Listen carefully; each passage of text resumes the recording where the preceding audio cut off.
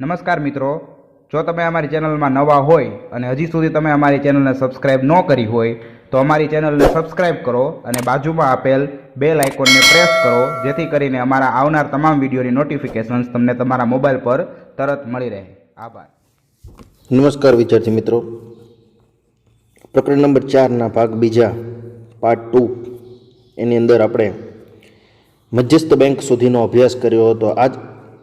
આ પ્રકરણની અંદર આપણે મધ્યસ્થ બેંક, તેના કાર્યો, દેશના અર્થતંત્રની અંદર કઈ રીતે પોતાનો મહત્વનો ભાગ ભજવે છે તેના આપણે અભ્યાસ કરવાનો છે. આપ સૌ જાણો છો કે બેન્કિંગ સિસ્ટમની જરૂરિયાત શા માટે ઉદ્ભવ થયો.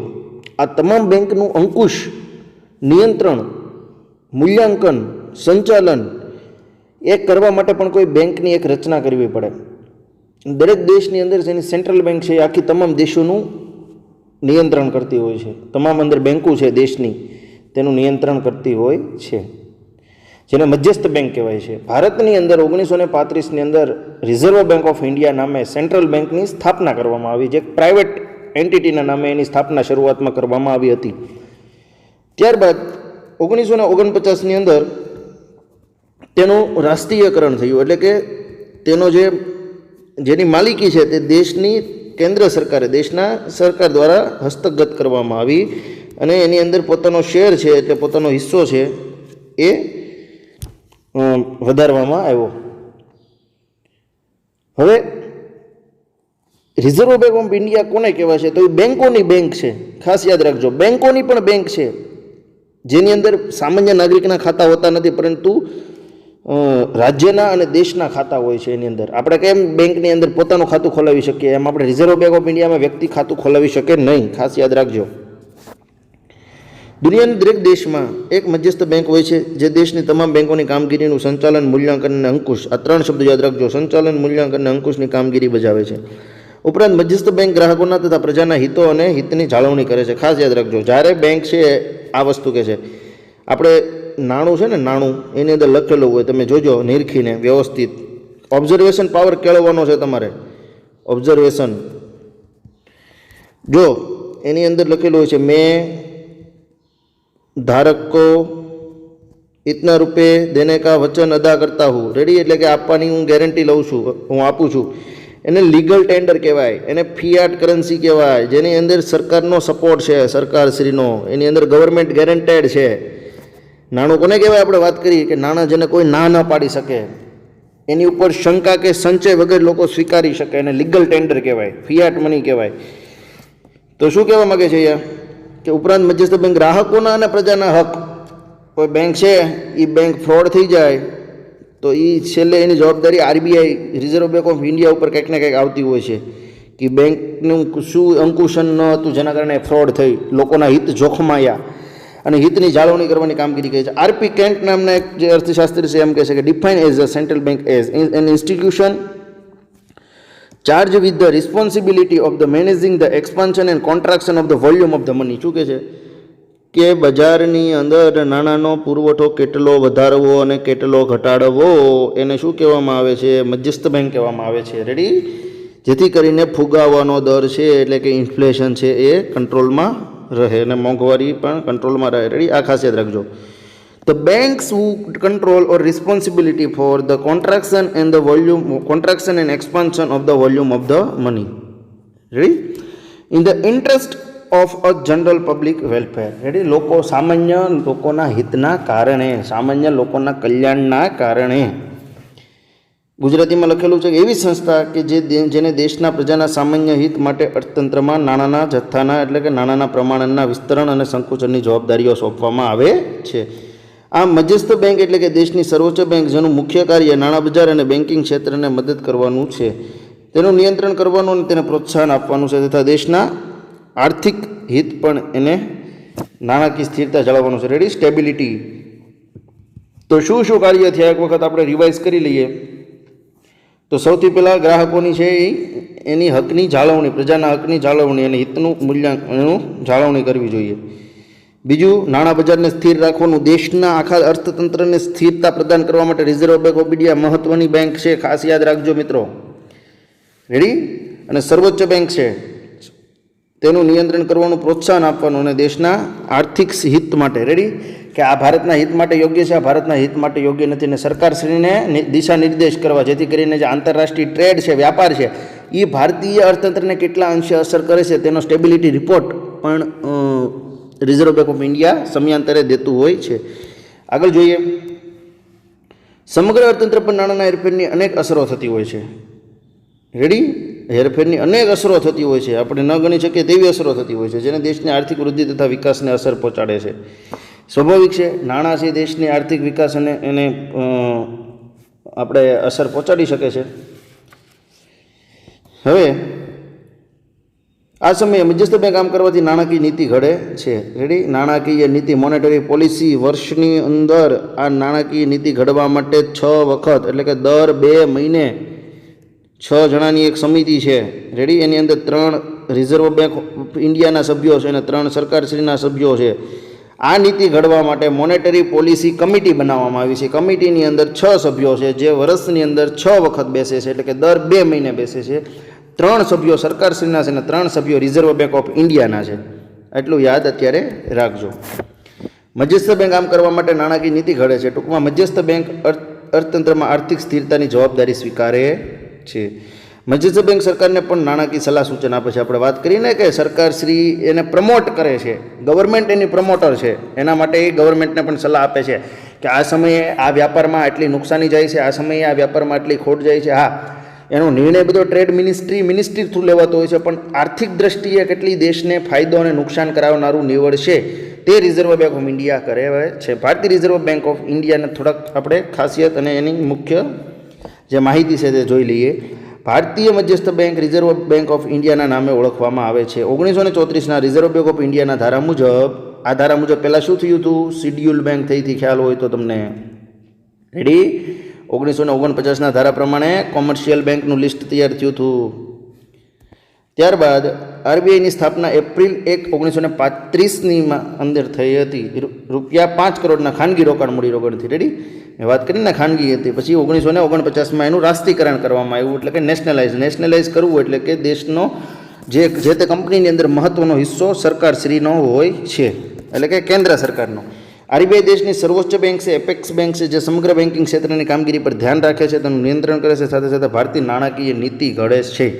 નાણાકીય નીતિને અત્યારે ઘડવા માટે સરકારશ્રીએ એક ટાર્ગેટ આપેલો છે ફુગાવાના દરનો, ઇન્ફ્લેશન રેટ. જો બેંકના કામ શું છે? ઇન્ફ્લેશન રેટ નક્કી કરવાનો, આ મોનેટરી પોલિસીના, પછી કેશ ફ્લો કે માર્કેટની અંદર કેટલા નાણાં જવા દેવાના છે, કેટલા નથી જવા દેવાના, દેશની અંદર પરિસ્થિતિ શું છે, રિસેશન છે, પછી મંદી છે, તેજી છે, તેનો પણ આપણને ખ્યાલ એ રિઝર્વ બેંકની નીતિના કારણે થાય છે. કઈ રીતે થઈ શકે? તમને એક ઉદાહરણ તરીકે સમજાવું.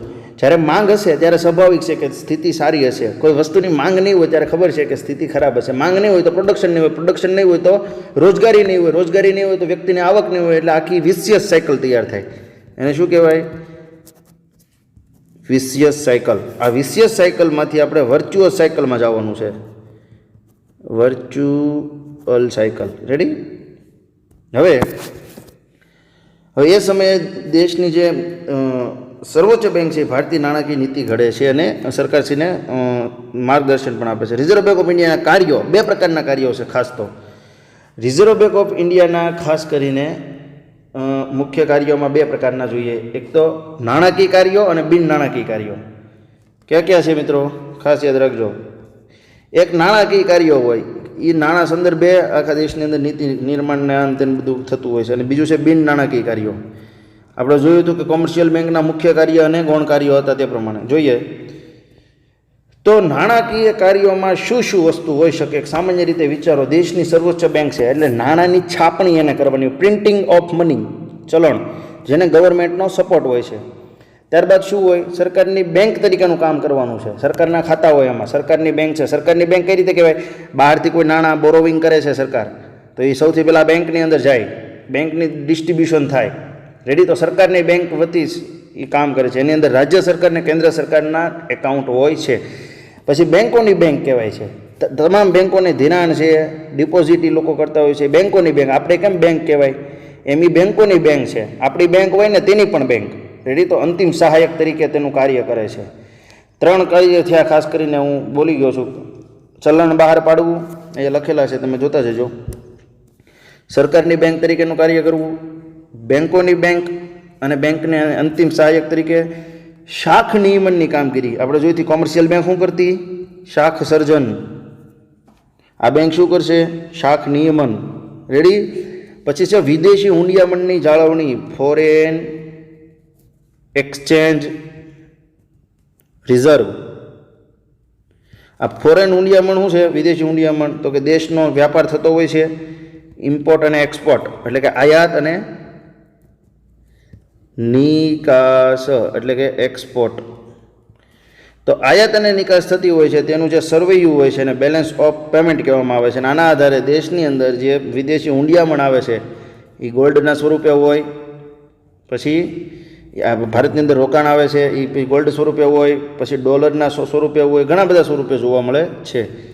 તો વિદેશી હુંડિયામણની જાળવણીનું કામ કરે છે. જ્યારે હુંડિયામણનો દર કાયદાકીય રીતે સ્થિર રાખવામાં આવે ત્યારે આરબીઆઈ હુંડિયામણનો દર નક્કી કરે છે. વિદેશી હુંડિયામણનો દર બજારમાં તેની માંગ અને પુરવઠાના આધારે હોય છે. એટલે કે ભારતનું નાણું છે એ વિશ્વમાં કઈ કક્ષાએ છે, તેનો પરચેસિંગ પાવર શું છે, ગુજરાતીમાં કહીએ તો ખરીદ શક્તિ શું છે, એટલે કે કેટલા નાણાં આપો ત્યારે તમે કેટલી વસ્તુ ખરીદી શકો, તેની ક્ષમતા શું છે. આ બધી વસ્તુ વિદેશી હુંડિયામણના દરની અંદર પણ નક્કી કરવામાં આવતી હોય છે. અહીંયા લખેલું છે, આપ વાંચી શકો છો કે ખરીદ વેચાણ કરીને વિદેશી હુંડિયામણની સરખામણીમાં ભારત રૂપિયાનું મૂલ્ય જાળવે છે. આમ આરબીઆઈ ભારતના ચલણનું મૂલ્ય અને દેશોના ચલણની સામે જાળવણી કામગીરી બજાવે છે. આરબીઆઈ ભારતના વિદેશી હુંડિયામણના જથ્થાની સાચવણી કરે છે, તેમજ ભારતમાં આવતી વિદેશી મૂડી કે ભારત જતી બહાર મૂડી પર ધ્યાન રાખે છે. રેડી. આઉટફ્લો, ઇનફ્લો, આને કહેવાય આઉટફ્લો. ભારતમાંથી કેટલા નાણાં ગયા? ઇનફ્લો. ભારતમાં કેટલા નાણાં આવ્યા? રેડી. અને જથ્થાની સાચવણી કરે છે આરબીઆઈના. તો તમે ખાસ કરીને 5 કાર્યો જોઈ લીધા. નાણાકીય કાર્યો અને જવાબદારી કઈ કઈ છે? ચલણ બહાર પાડવું, સરકારની બેંક તરીકેનું કામ કરવું, બેંકોની બેંક તરીકેનું કામ કરવું, શાખા નિયમનનું કામગીરી કરવી. શાખ નિયમન છે એ શાખ સર્જનથી થોડું અલગ છે, એટલે કે ક્રેડિટ જાળવી રાખવી. વિદેશી હુંડિયામણનું જે જાળવણી છે એનું કામ કરવું. હવે બિન નાણાકીય કાર્યો શું છે? તો કે નિયમનને દેખરેખની કામગીરી. રેડી. બેંકોનું વિસ્તરણ કરવાનું છે. આ ભાઈ ખબર પડે કે આ રૂરલ એરિયા છે તો આ એટલી બેંકોની જરૂર છે, આ સિટી એરિયા છે એટલી બેંકોની જરૂર છે. રેડી. બેંક સિવાયની નાણાકીય સંસ્થાઓ છે એની એરિયાનું કોલોબરેશન હોવું જોઈએ. ઉદાહરણ તરીકે સેબી, તો એની સાથે એનું કોલોબરેશન હોય છે. અન્ય પણ નાણાકીય ઘણી બધી સંસ્થાઓ છે તો એની અંદર પોતાનું, અને મિનિસ્ટ્રી ઓફ ફાઇનાન્સની સાથેની બેઠક હોય છે, નાણાં મંત્રાલય સાથે. ત્યારબાદ પ્રોત્સાહન કાર્યો છે. શું પ્રોત્સાહન કાર્યો છે? તો કે બેંકના ખાતા ખોલાવવા, ફાઇનાન્શિયલ ઇન્ક્લુઝન, આવું બધું બધી બેંકનું કામ હોય જ. ફાઇનાન્શિયલ ઇન્ક્લુઝન છે, વીમો અપાવવો બને તો કોકને. ત્યારબાદ જે બધા એકાઉન્ટ છે એની જાળવણી કરાવવી, અને જે વૈશ્વિક કક્ષાના જે આર્થિક નીતિ નિયમો છે તેને લાગુ કરવા. આ બધા ગામડાઓમાં બેંકોની સંખ્યા વધુ ખોલાવવી, એનું છે, તમે વાંચી જજો. ત્યારબાદ સમાવેશી વિકાસના કાર્યો. આપણે વાત કરી કે ફાઇનાન્શિયલ ઇન્ક્લુઝનની સાથે સોશિયલ ઇન્ક્લુઝન પણ થાય, નાણાકીય સમાવેશનની સાથે સામાજિક સમાવેશન પણ થાય. જોઈએ શું છે. ભારતમાં આર્થિક ભિન્નતા તથા ગ્રામીણ શહેરી ભિન્નતા વધુ હોવાના કારણે જ્યારે નાણાકીય અથવા તો આર્થિક પરિવર્તનો આવે ત્યારે દરેક વર્ગના લોકો અને એકમો આવા પરિવર્તનનો લાભ મળવો જરૂરી છે. ફરી વખત વાંચું છું. ભારતમાં આર્થિક ભિન્નતા તથા ગ્રામીણ શહેરી ભિન્નતા વધુ હોવાના કારણે જ્યારે નાણાકીય અથવા તો આર્થિક પરિવર્તનો આવે, કેવા પરિવર્તનો? નાણાકીય અથવા આર્થિક, ત્યારે દરેક વર્ગના લોકોને એકમોના આવા પરિવર્તનનો લાભ મળે. ઉદાહરણ તરીકે ઉપર કોઈ ફાયદો થયો તો તેની અસર નીચે ફાયદામાં જોવા મળવી જોઈએ, જેને સામાજિક ભાષાની અંદર ટ્રિકલ ડાઉન થિયરી પણ કહે છે. ટ્રિકલ ડાઉન થિયરી, ચુવાણની નીતિ. છેક સુધી જવું જોઈએ. લાભ છે તે ઉપરથી નીચે સુધી પહોંચવો જોઈએ. વિકેન્દ્રીકૃત વ્યવસ્થા મહાત્મા ગાંધીજીએ કીધી હતી. સર્વોદય, તમામનો ઉદય. આરબીઆઈ આ માટે બેન્કિંગ ક્ષેત્રે તમામ પ્રયાસ કરી રહી છે. ધિરાણ માટેની અગ્રતા ધરાવતા ક્ષેત્રો જેવા કે ખેતી, વાત કરી હતી ને મેં તમને આગળ, priority sector lending. This is called also priority sector lending. અગ્રિમતા ધરાવતા ક્ષેત્રો ખેતી, નાના કદના ઉદ્યોગો, સ્વરોજગાર, પરંપરા, ગૃહ ઉદ્યોગ, ધિરાણની વ્યવસ્થા ઊભી કરે છે. લોકોમાં બેન્કિંગ અને નાણાં વ્યવસ્થા વિશેની જાણકારી અને જાગૃતતા માટે પ્રચાર કરે છે. હાલના સમયમાં પ્રધાનમંત્રી જનધન યોજનાનું આપણે વાત કરી. રેડી? તો બેન્કિંગના આવા બધા કાર્યો હોય છે. હવે આ બેંકનું એક તો આ કાર્ય હતું બધું આપણે વાત કરી. બેંકના કાર્યોમાં નાણાકીય કાર્યોની જવાબદારી અને બિન નાણાકીય કાર્યોની જે જવાબદારી હતી તેની વાત કરી. હવે આપણે વાત કરી કે દર 2 મહિને નાણાકીય પોલિસી જે છે એ નક્કી થતી હોય છે. એની અંદર સુધારો વધારો થતો હોય છે. કેના આધારે? તો ખાસ યાદ રાખજો, એક તો કેશ ઇનફ્લો એટલે કે નાણાંનો પ્રવાહ બજારની અંદર કેટલો રાખવો એના અંકુશ રાખવાના છે. તેના 2 પાસાઓ છે. એક તો ગુણાત્મક છે અને બીજું શું છે? પરિમાણાત્મક. 2 પ્રકારે એના પાસાઓ જોવા મળે છે. હવે નાણાકીય નીતિનો હેતુ શું છે? આ નીતિ શું કામ બનાવવામાં આવે? રેડી? તો ખાસ યાદ રાખજો, હું તમને થોડાક પોઈન્ટ કહેવા માગું છું. નાણાકીય નીતિનો હેતુ શું છે? શા માટે બનાવવામાં આવે? પછી તેને જોઈશું કે નાણાકીય નીતિના તત્વો કયા કયા કમ્પોનન્ટ છે. તો નાણાકીય નીતિનો હેતુ એવો છે કે દેશમાં નાણાંનો પુરવઠો અને માંગને જાળવી રાખવી. પહેલો શું છે? લખવું હોય તો લખતા જજો. દેશમાં નાણાંનો પુરવઠો અને માંગને જાળવી રાખવી. શું રાખવું? દેશમાં નાણાંનો પુરવઠો અને માંગને જાળવી રાખવી એટલે કે લિક્વિડિટી ફ્લો. બીજું, ફુગાવાના દરને અંકુશમાં રાખવો. ત્રીજું, ઇનસ્ટેબિલિટી સર્જાણી હોય એટલે અસ્થિરતા હોય તો તેને સ્થિરતામાં પ્રદાન કરાવવી. રેડી? અસ્થિરતાને સ્થિરતા લાવવાનો પ્રયાસ કરવો. બેંકોના નિયમો અને માર્ગદર્શન તૈયાર કરવા કે તમારે એટલા ટકા આયા પૈસા આપવાના છે, એટલા ટકા તમારી પાસે રાખવાના છે. તો આ બધા ખાસ કરીને એના કાર્યો હોય છે. ત્યારબાદ શું છે? સૈદ્ધાંતિક વ્યાખ્યા. તો પછી નાણાકીય સત્તા દ્વારા લેવા સભાન પગલાં જે નાણાંના જથ્થા ઉપલબ્ધિ નાણાંના ખર્ચમાં પરિવર્તન લાવે. બરોબર? આવું બધું છે, જોઈ લેજો. સામાન્ય આર્થિક નીતિના હેતુઓ સિદ્ધ કરવા માટે સર્વોચ્ચ બેંકના હસ્તક નાણાંના પુરવઠાને અંકુશિત કરવાના સાધનો સોંપતી. કઈ રીતે આખું રિસોર્સિસ મેનેજમેન્ટ કરવું તે પણ તેનું કાર્ય હોય છે. ત્યારબાદ આ નાણાકીય મોનેટરી પોલિસી બનાવવાના હેતુ વાંચશો. રેડી? સાદા શબ્દોમાં દેશમાં આર્થિક વિકાસની પ્રક્રિયાને ધ્યાનમાં રાખીને પ્રજાનું હિત સચવાય અને આર્થિક સ્થિરતા માટે સર્વોચ્ચ બેંક દ્વારા નાણાંના પુરવઠાને અંકુશિત રાખે છે. ત્યારબાદ આ નાણાકીય નીતિ આપણે વાત કરી કે આવા 6-7 કાર્યો છે. શું કાર્યો છે? એકવાર ફરી વખત રિવાઇઝ કરાવી દઉં. નાણાકીય નીતિના હેતુ શું છે? તો કે દેશમાં નાણાંનો પુરવઠો અને માંગને જાળવી રાખવી, ફુગાવાના દરને અંકુશમાં રાખવો, ઇનસ્ટેબિલિટી હોય તો સ્ટેબિલિટી લાવવાના પ્રયાસ કરવા. શેના દ્વારા? જે ઇનસ્ટેબિલિટી છે એટલે કે અસ્થિરતા છે એને સ્થિરતામાં લાવવા માટે 2 સાધનનો ઉપયોગ થાય છે. પરિમાણાત્મક અને એક છે ગુણાત્મક એટલે કે ક્વોલિટેટિવ અને ક્વોન્ટિટેટિવ ટૂલ. બરાબર? એના દ્વારા કેશ ફ્લો છે એ કંટ્રોલ થશે. કેશ ફ્લો એટલે કે નાણાંનો પુરવઠો.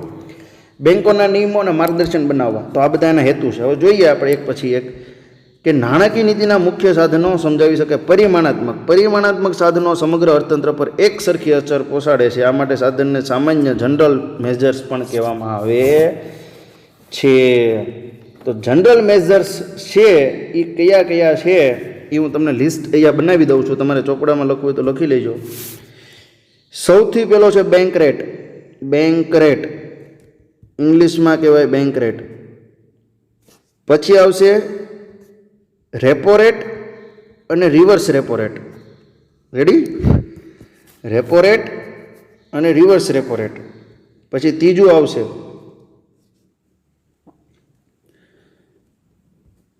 CRR અને SLR.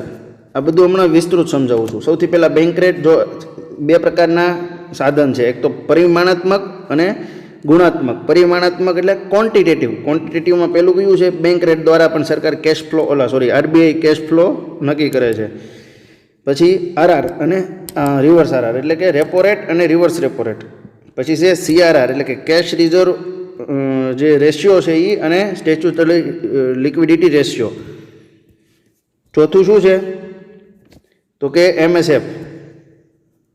ચોથું છે MSF. આપણે જે કોલ મની ભણ્યા તમને ખ્યાલ હોય તો કે એક બેંક બીજી બેંકને કેન્દ્રીકૃત બેંકની મધ્યસ્થામાં રહીને રાત માટે પૈસા આપે, ટૂંકા સમય માટે પૈસા આપે એને કોલ મની કહેવાય છે. એ જ રીતે જ્યારે RBI છે એ નીચેની બેંકને ટૂંકા સમય માટે અતિ ટૂંકા સમય માટે નાણાં આપે તેને શું કહેવાય? માર્જિનિંગ ટેન્ડિંગ ફેસિલિટી રેટ. જે કાયદેસર રીતે રેપો રેટથી 1% જેટલો વધુ હોય છે, આ યાદ રાખજો.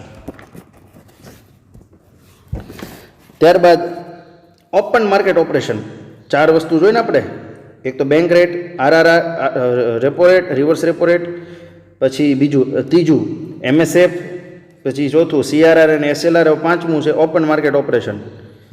આના પરિમાણાત્મક સાધનો છે. હવે આ ઓપન માર્કેટ ઓપરેશન શું કહેવાય? ટૂંકી ભાષામાં સમજો કે જ્યારે કેન્દ્રીય બેંક છે તે સરકારી પ્રતિભૂતિ હોય, એટલે કે ગવર્મેન્ટ સિક્યુરિટી તેની પાસે હોય. મેં તમને વાત કરીને કાપલી હોય, એમાં લખેલું હોય કેટલા સમય માટે પૈસા છે, કોણ એની ઓથોરાઇઝ છે, ક્યારે મળશે, કેટલું નાણું મળશે. જ્યારે સરકારી પ્રતિભૂતિ છે, સરકારી જામીનગીરી છે, તે માર્કેટની અંદર વેચી દે. શું કામ વેચી દે? તો કે RBIને એવું લાગે કે માર્કેટની અંદર મની ફ્લો બહુ છે, લોકો આગળ પૈસા જ પૈસા છે, તો એ પૈસાને સક કરવા માટે, એટલે કે પાછા ખેંચવા માટે, જેથી કરીને ફુગાવાના દરને અંકુશમાં લઈ શકાય, એ પૈસાને પાછા ખેંચી લો, તો એ સમય ઓપન માર્કેટ ઓપરેશન કહેવામાં આવે છે. અને છઠ્ઠું છે સ્ટરીલાઇઝેશનની નીતિ. રેડી? એટલે કે સરકારી જામીનગીરી છે, બરાબર, એને જ આપણે એના અર્થમાં બાહ્ય કારણમાં સરકારી જામીનગીરીનો અસર આપણે સમજશું. તો આ પ્રકારે 5-6 વસ્તુ છે, જોઈએ એક પછી એક. સૌથી પહેલું છે બેંક રેટ.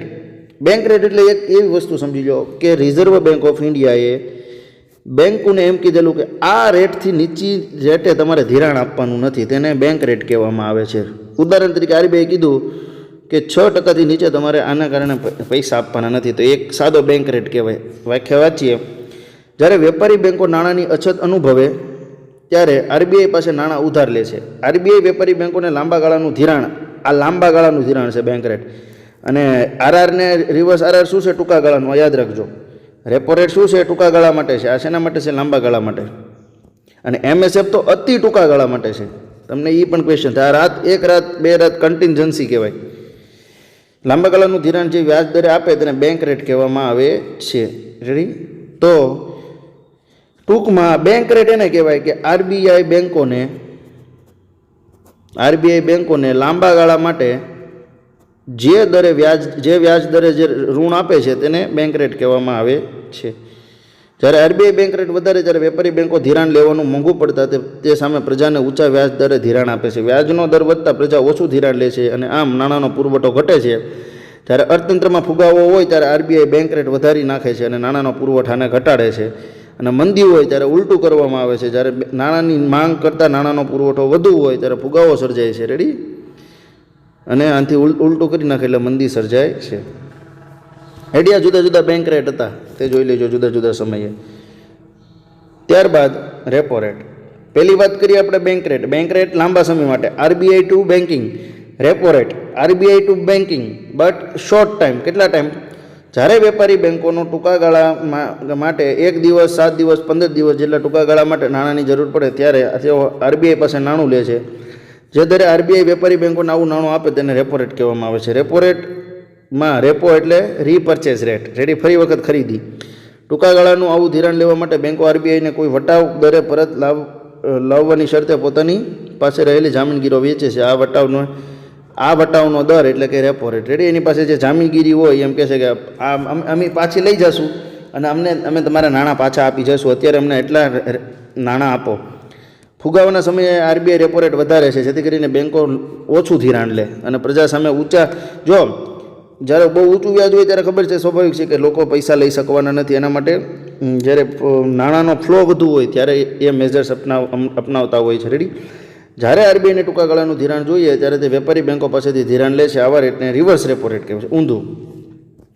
સૌથી પહેલાં આપણે ભણ્યા બેંક રેટ. એક વખત ખાસ કન્સેપ્ટ ક્લિયર કરે તો બેંક રેટમાં શું હતું? લાંબો ગાળો. બીજી વસ્તુ reserve bank to India to bank. બીજું છે રેપો રેટ. રેપો રેટમાં શું હતું? ટૂંકો ગાળો. RBI to bank. હવે RBI ટુ બેંક છે ને એને રેપો રેટ કહેવાય ટૂંકા ગાળા માટે.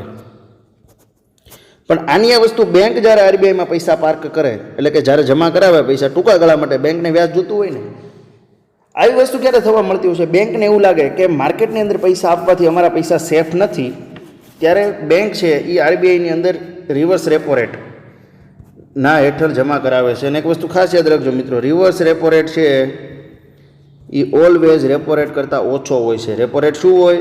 વધુ હોય છે. અને રિવર્સ રેપો રેટ શું હોય? ઓછો હોય છે કમ્પેરિઝનમાં. તો યાદ રહી ગયું, RBI to bank in short term which is called repo rate, and bank to RBI, bank જ્યારે પૈસા રિવર્સમાં આરબીઆઈ પાસે ટૂંકા સમય માટે પાર્ક કરે, ધિરાણ કરે, બરાબર, તો એને શું કહેવામાં આવે છે? રિવર્સ રેપો રેટ કહેવામાં આવે છે. એની ઉપર આરબીઆઈ છે બેંકને થોડું ઘણું વ્યાજ ચૂકવણી કરતી હોય છે. તો આ જુદા જુદા ડેટા છે, ધેટ ઇઝ નોટ ઇમ્પોર્ટન્ટ, પણ જોઈ લેજો રેપો રેટ અને રિવર્સ રેપો રેટમાં શું શું ડિફરન્સ છે. હવે એમએસએફ આવ્યું છે. એમએસએફ શું હતું? મેં તમને વાત કરી કે એમએસએફ છે એ હંમેશા રેપો રેટ કરતાં 1% જેટલું વધુ હોય છે.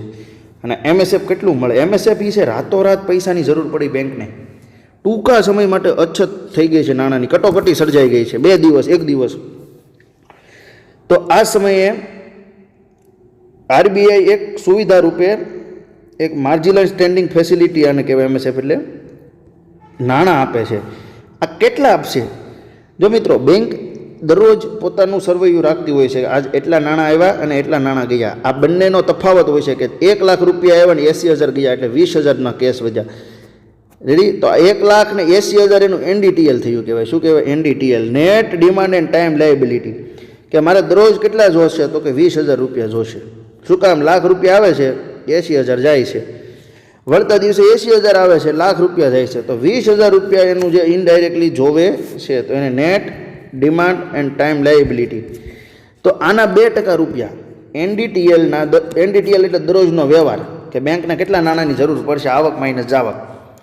તો એનડીટીએલની અંદર 2%, એનડીટીએલના 2% છે એ તમને એમએસએફ તરીકે મળે છે, જે 1% સીઆરઆર કરતાં આરઆર કરતાં, રેપો રેટ કરતાં વધુ હોય છે. ત્યારબાદ સીઆરઆર.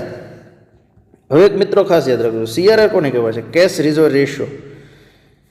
હવે 100 રૂપિયાની કોઈ વ્યક્તિ ડિપોઝિટ કરવા આવે છે, હવે 100 રૂપિયા જેવું બેંક છે એ લોન આપી દેશે, તો એના ખર્ચો ક્યાંથી કાઢવાનો? બીજી વસ્તુ, કોઈ અન્ય વ્યક્તિ લેવા આવ્યો ત્યારે પૈસા એની પાસે હશે ને, એ સમયે બેંક છે એટલે આરબીઆઈ છે એ બેંકોને અમુક નાણું પોતાની અંદર જમા કરાવવા કહે કે જ્યારે 100 રૂપિયા હોય ત્યારે 4 રૂપિયા અમારી પાસે જમા કરાવી દો, એટલે 4% સીઆરઆર હોય. એટલે કે આ નાણાં છે એ બેંકને કટોકટીની સ્થિતિમાં કામ લાગે.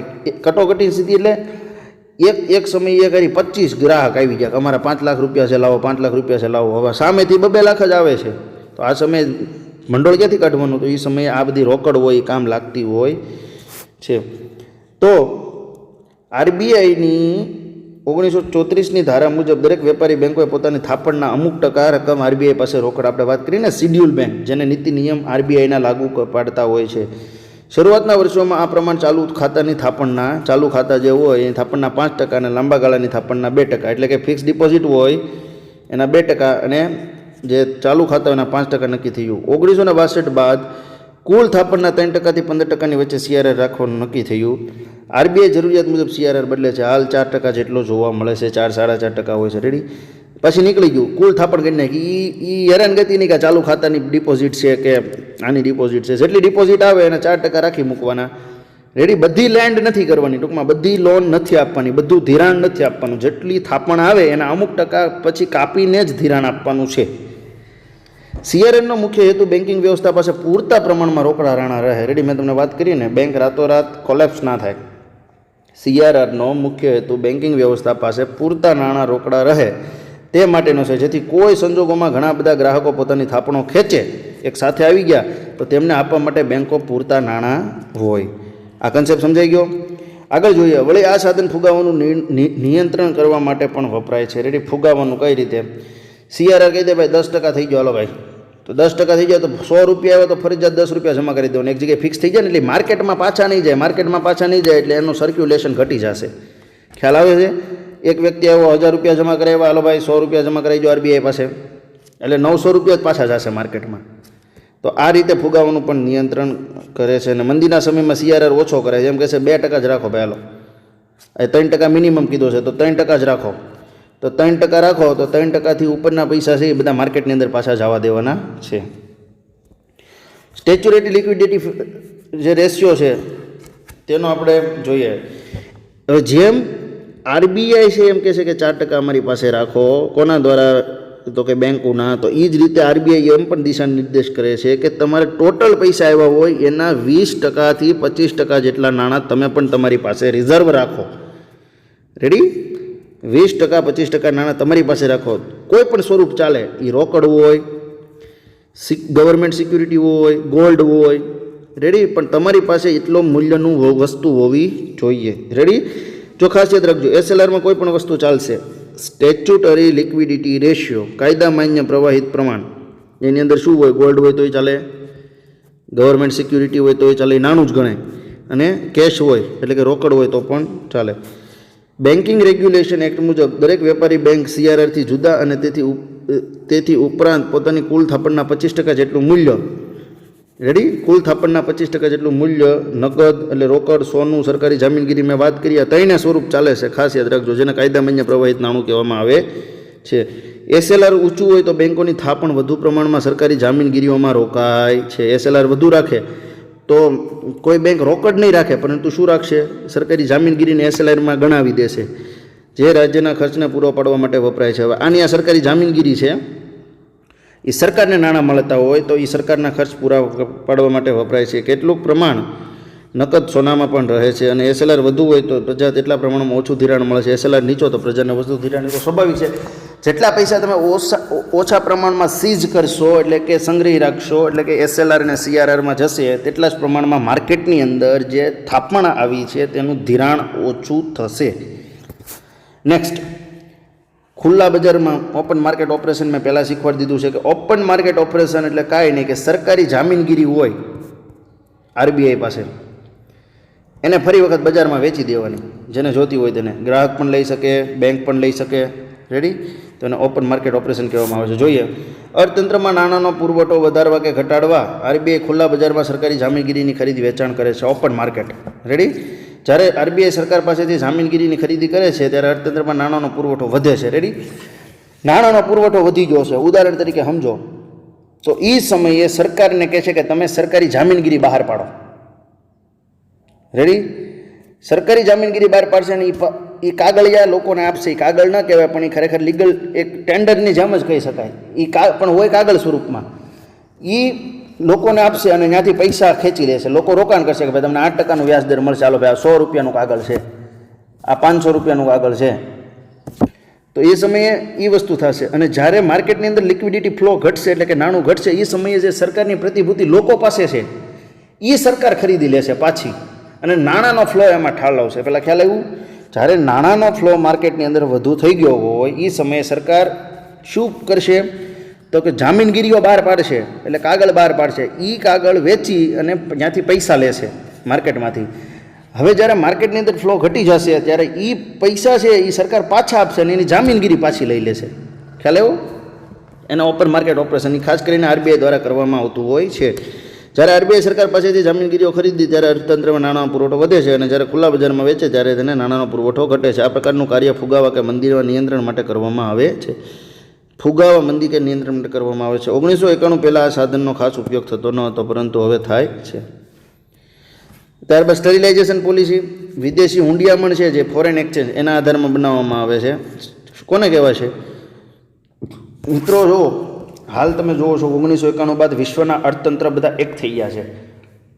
બીજા દેશની ઇવેન્ટ હોય તો પણ ભારતની અંદર અસર પડે છે. ઉદાહરણ તરીકે આપણે 80-90% ક્રૂડ ઓઇલ ઇમ્પોર્ટ કરીએ છીએ બહારથી. હવે વિશ્વમાં બીજા દેશની અંદર ક્રૂડ ઓઇલમાં કંઈક થયું, ઉદાહરણ તરીકે તાજેતરમાં એક જગ્યા ઉપર કૂવા હતા એ સળગ્યા હતા ઓઇલના અને ક્રૂડના, તો એ સમયે ભાવની અંદર વધારો થયો, પ્રોડક્શન ઘટતું હોય તો ત્યાં અસર થતી હોય. વૈશ્વિક સ્તરની અસર જ્યારે ભારતની અર્થતંત્ર ઉપર થાય તો એ સમયે આંચકાઓ અનુભવાય છે. ભારતની અંદર અર્થતંત્ર અત્યારે આપ સૌ જાણો છો કે કોરોનાની સ્થિતિની અંદર વિશ્વની અંદર ઘણી બધી વેલ્યુ ચેન છે એ ડિસરપ્ટ થઈ ગઈ છે, એટલે કે તૂટી ગઈ છે. તો આ સમયે સરકારને અને લોકોને બચાવવા માટે આરબીઆઈ એક નક્કર પગલાં લેતી હોય છે.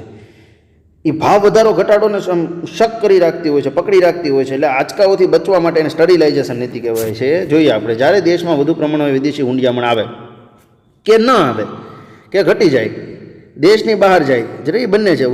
વધુ હુંડિયામણ આવી ગયું હોય તોય તકલીફ, વધુ હુંડિયામણ વહી ગયું હોય તોય તકલીફ. આરબીઆઈના હુંડિયામણના ખાતામાં વધઘટ થતાં તેનું સરવૈયું ખોરવાય છે. આવી પરિસ્થિતિમાં નિયંત્રણ માટે આરબીઆઈ હુંડિયામણની પુરાંત અથવા ખોટ જેવા પ્રમાણની સરકારી જામીનગીરીઓ ખુલ્લા માર્કેટમાં વેચી કે ખરીદીને રેડી. આની અંદર એવું થાય છે, ઉદાહરણ તરીકે વિદેશી હુંડિયામણ છે એ 200 કરોડ રૂપિયા ઘટી ગયું, તો 200 કરોડ રૂપિયા ઘટી ગયું છે તો સરકારીને કહેશે જામીનગીરી બહાર પાડો, પૈસા લઈ લો, 200 કરોડની પુરાંત કરો. પછી છે એ વિદેશી હુંડિયામણ 200 કરોડ રૂપિયા વધી ગયું તો સરકારને કહે છે કે હવે જે તમે આપણે માર્કેટની અંદર જે જામીનગીરી આપી છે ને પાછી લઈ લો. રેડી, આરબીઆઈ દ્વારા થશે એટલે એ પાછી લઈ લેશે, એટલે એ સમયે આપણે જે અર્થતંત્ર છે સ્ટેબિલાઇઝ થશે. તો વિદ્યાર્થી મિત્રો, આજ આપણે નાણાકીય નીતિના 2 સાધનમાં પરિમાણાત્મકની અંદર 7 વસ્તુ જોઈ. રિવાઇઝ કરાવી દઉં. બેંક રેટ, આરબીઆઈ દ્વારા બેંકને જે રેટ લાંબા ગાળે પૈસા અપાય છે એને બેંક રેટ કહેવામાં આવે છે.